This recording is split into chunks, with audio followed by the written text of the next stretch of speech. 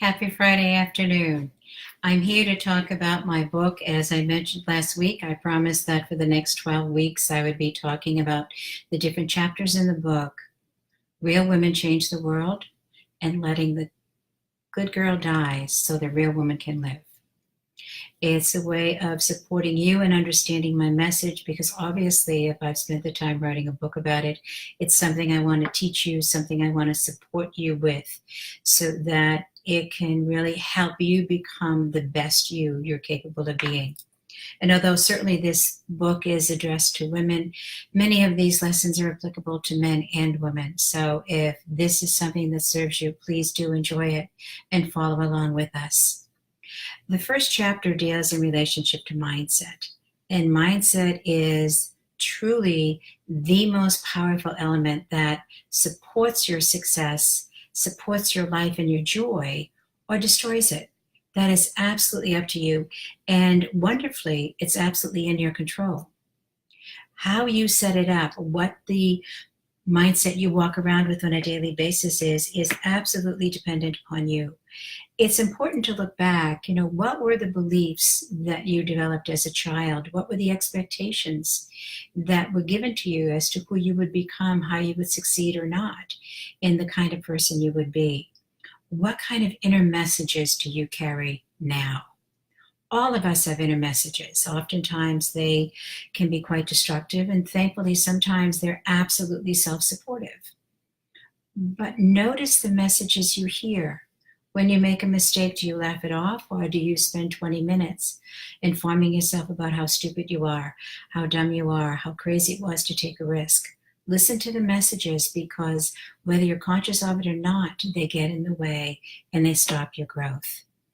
If you are going to become a real woman, somebody who is comfortable in her own skin, you have to notice the messages you provide. Are they supporting you or are they hindering your growth? Just take a look at it.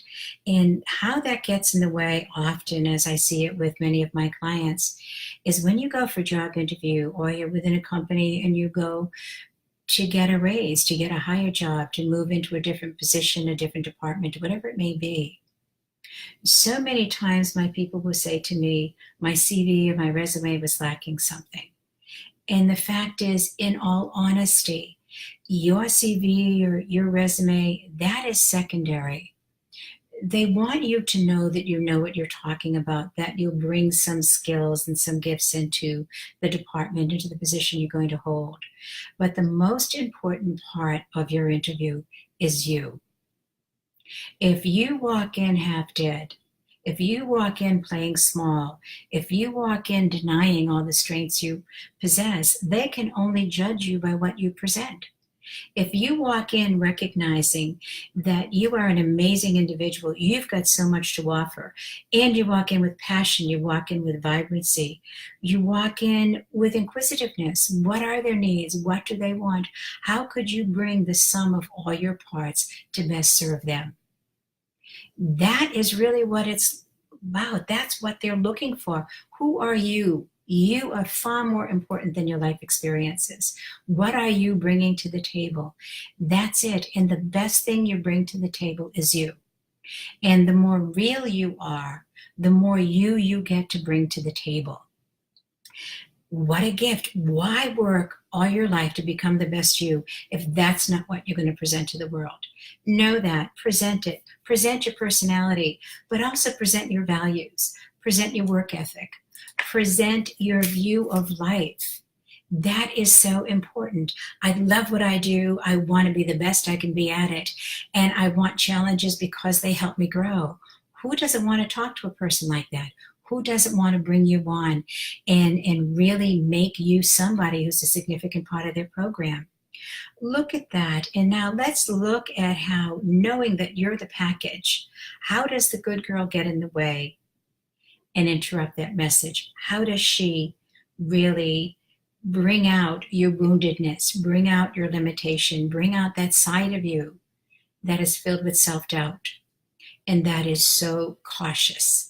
Cautiousness is a choice to self-destruct and disappear. Cautiousness is what creates invisibility. You cannot be a success, even as an individual, much less in an office or as an entrepreneur. You cannot be an individually that's really alive if you play invisible and small. So let's take a look at how the good girl can do that to you. The good girl does not bring out her successes. She does not bring out her best self because she's taught to never be too much. She's taught to never be too visible because that could hurt somebody, that could offend somebody. Somebody may not like her because she thinks she's too much. So take a look when you play small, when you don't bring all of you out. Everybody loses because nobody can access your gifts if they don't even know they exist. Nobody can access your strengths if they don't know they exist. The good girl plays it small, not only because she's told not to brag and not to be too much, but she's also told that she should live within a certain box, that she should not extend beyond that box. What companies need, and even if you're an entrepreneur, what is needed is somebody who thinks out of the box. Companies can't go forward, yours or somebody else's, if you don't think out of the box. To continue doing the way it's already been done keeps you stuck. The world needs people who think beyond what has been done and takes it to the next level. That's where your strength is. Notice that if you play it small, if you don't want to think out of the box because you don't want to make somebody feel uncomfortable, you don't want to hurt somebody's feelings, you don't want to make somebody else feel inadequate, therefore you keep holding yourself back for fear somebody else isn't going to feel good about who they are. Recognize who gets lost. If you become a mentor, they have to know how far you can go so they can follow you. You have to be the one that takes the risk. And if you're becoming a good girl, turning into the real woman, that caterpillar becoming the butterfly, you've got to take those risks. Notice that. Also notice that when you hold yourself back so that you don't appear to be too much, so that nobody is threatened, so nobody feels inadequate. You may also be holding yourself back because you believe you need to be liked. And if you need to be liked, you will spend your life becoming who you believe everybody else wants you to be. You're projecting onto them who you think you should be. So you never actually get to be who you are. What a loss to you and everybody else. Get out there, take a chance, put yourself out there, take a risk. Recognize that the greatest permission you have is the permission to be you. The greatest need the world has is for you to be you. So jump in, let all the inhibitions go, and I truly mean that. Let all the inhibitions go so that you can become wildly, passionately, and vibrantly who you are. It's what the world needs. It truly, truly needs it. As a real woman, not only are you looking at what the world needs and who you want to be, you take a really big step and create a bucket list. Not only do you want to do what you need, you want to do what you think you're going to need in the future. You want to put on that bucket list every outrageous thing you could ever imagine. And your bucket list is going to be totally different than mine. Yours may be to jump out of an airplane. I give you that one. I never want it. Go wild, jump out of 42 airplanes if you want. I will not be in line in front of you. Have a ball. Whatever your bucket list is, do it. It may be a country you want to travel to. It may be a job you want to go for. It doesn't matter what it is. Write a bucket list as a real woman, because we don't want to be one-dimensional. We just don't want to be about work or just about personal growth. We want to be about life. We want to be about fun. We want to really make it happen, because why not? That's what life is all about. It's multidimensional. Create your bucket list. Create your dreams so that you can go for them. Every single dream you go for brings out of you strengths and gifts you never knew you had. Having the mindset that allows you to do that, the mindset that says, this is a really smart idea, this is something I want to do, and I am more than entitled to do it. That mindset frees you up and makes anything possible in your life. You really need to do that. check it out that you do not need to be validated in order to do this. You don't need validation from anybody. You may want to ask somebody to join you on some of these adventures. Somebody may have done it and you want to ask them, what did you learn? What should I watch out for? If somebody went for a higher position or somebody became an entrepreneur, talk to entrepreneurs you know. What are some of the great things they did? What are some of the mistakes they made, and learn from them? But don't ask them if it's okay for you to do it. If that's your desire, to go for it. If you want to transfer to another company, don't ask for permission. If you know somebody who works there, go talk to them about it. What's the experience? That's not validation. That's approaching something with as much knowledge as you can. Because if it is your dream, it is meant to happen. It is there for you. We don't get dreams that aren't meant to take place. Every dream that comes into our life, and some of them don't actually happen, but as we work towards making it happen, we develop and grow in ways we never would have developed or grown before. Every dream you have in your life has a purpose. Notice that and recognize that you are more than capable. You have more than enough power to make it happen. None of us have control. Control is an illusion. We only control those who let us control them. We don't have any control over situations. All right? We can plan everything perfectly. A hurricane comes in, a snowstorm comes in, your car breaks down. You can do everything perfectly. Something takes place, fall back. What can I do? How do I deal with it? How do I go around it? We don't have control, but we do have power to deal with everything that comes up in the midst of us becoming the real woman and living everything we want to live. Not for a moment do I want to imply there's no fear in this. There's lots of fear in life. There is absolutely lots of fear in life, but that's the journey. Fear can be something that causes you to stop for a moment, think twice, and know exactly how you want to approach it. Or fear can be something that gives you permission to stop. How you use fear is completely up to you. I suggest completely. Acknowledge your fear. Work your way through it, whether that means calling in people to support you or taking a deep breath and going forward. We all have fear, every one of us, even those who appear not to, even those who seem to have it all together. I can assure you, Oprah, Michelle Obama, all of those folks out there, whoever it is that you admire, they have fear. The difference is fear doesn't stop them. It's simply an element of life. Backing up as we become more and more in the mindset of the real woman. Notice what I've said without saying it, is that real women collaborate with other real women. We want to achieve things and we look at people who may not have had mentors before us, but women support other women going there. I so frequently, no matter what meeting I'm at, have women come up and say to me something, as I do to others. You know, Dr. Dorothy, I heard you did this. Could you tell me? I get 2 or 3 emails a day. Dr. Dorothy, I heard you mention this in a meeting. Could you give me a resource? Of course I could. Because as we help each other up, not only are we building up an awareness that women are more than capable, we feel good about ourselves. The more women I can pick up, and the more men as well, but the more women I can pick up to succeed, what a better world we're creating. What a better world I'm helping to create. All of us move up, and as we help each other, we make it happen.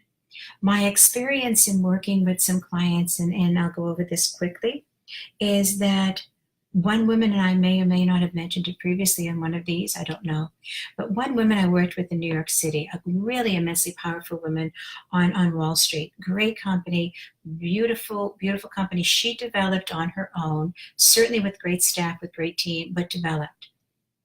Ended up in a position where she became the head of the American division of a global organization.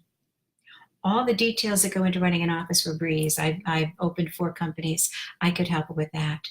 The real risk, the real challenge was developing such a huge energetic footprint that she could begin to see herself as the president of the American division of a global organization. And she was more than capable, or she wouldn't be given the job. But In what way do you sabotage yourself?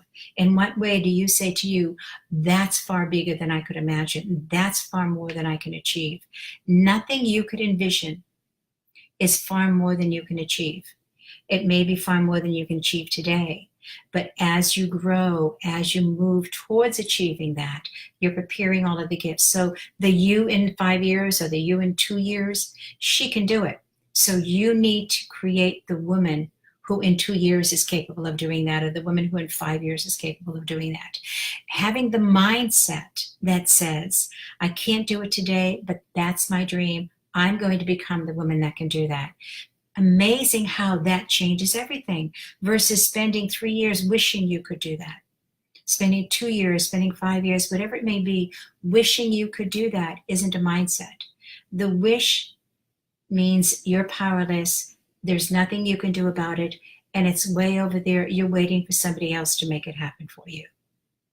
Let's assume nobody else is going to make it happen for you, especially if they don't even know you want it. You have to identify it. You put it out there. Literally, this is energetics, but if you have a thought in your mind, it's a thought. The moment you speak about it, you've put it out in the physical world.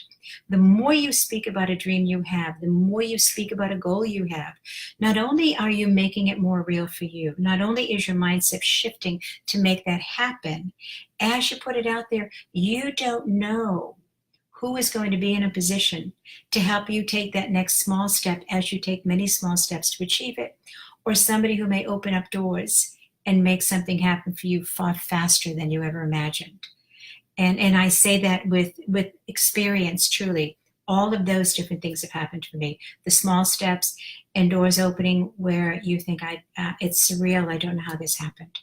When you put it out there, it happens. And it's happened to many, many people I know. And I'm sure if you look around, it's happened to many people you know as well. With that correct mindset, as we go forward, notice you stop being nice, and I put that in quotes. You stop being the nice girl who's frightened of appearing too powerful. I'm not talking about aggression. Aggression is always defense. Real women live in their power. They don't live in defense, and they don't live in the illusions of control. They live there sometimes with great fear, but they stay true to who they are. That's the real woman. And we don't need to be nice. We need to be real. And think about the kind of friends you want in your life. Do you want nice people, or do you want real people? The real friends are the ones you can be vulnerable with. They're the ones you can laugh with. They're the ones you can be naughty with. They're the ones that you can say outrageous things to, and they will laugh with you.